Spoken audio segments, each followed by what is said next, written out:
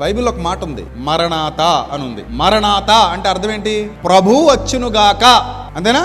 ఇప్పుడు మనం అంటే జరిగిపోద్ది అంటే ఎంతమంది అంటారు? నువ్వు రెడీగా ఉన్నావా ఆయన ఫేస్ చేయడానికి? ఈరోజు పెళ్ళి ఉందండి, ఏరా నాన్న ఈరోజు ఎందుకు ఆరాధనకు రాలేదు? పెళ్ళండి బాబు, పెళ్లిలో ఉండగా ప్రభు వచ్చేయాలి. మరొకడు సంఘానికి వస్తూ ఉంటాడు, నైట్ గురిచర్మం కప్పుకున్న తోడేళ్ళగా ముఖం మారిపోతుంటది, బార్కి వెళ్ళిపోతాడు, అప్పుడు వచ్చేయాలి ప్రభు. నువ్వు బార్లో ఉండగా ప్రభు వచ్చేయాలి, దరిద్రం వదిలిపోద్ది. తప్పుడు కార్యంలో దిగంబరులుగా నీతి మాలిన పనులు చేస్తూ కనబడుతూ ఉండగా అప్పుడు వచ్చేసాడు అనుకోండి ప్రభు, మరణాత అంటావా? నీకు విషయం చెప్పనా, ఆయన మాట పక్కన పెడితే నీ లోపలే మినికి మంటుంది ఒకటి ఉంది, అది ఛార్జింగ్ అయిపోతుంది. ఆయన వచ్చేయడం ఏదో పెద్ద ప్రమాదం అనుకున్నాం, ఆయన వస్తే ఏదో ప్రమాదం, అందుకే మరణాత నేను అనలేను బాబోయ్. ఇప్పుడు మరణాత అంటే వచ్చి కూర్చుంటే నేనట్ట సిద్ధంగా లేను కదా, ఎలా వెళ్తాను నేను ఒకవేళ అనుకుంటే దానికంటే ప్రమాదకరమైంది నీలో నాలో ఒకటి మినికి మంటోంది.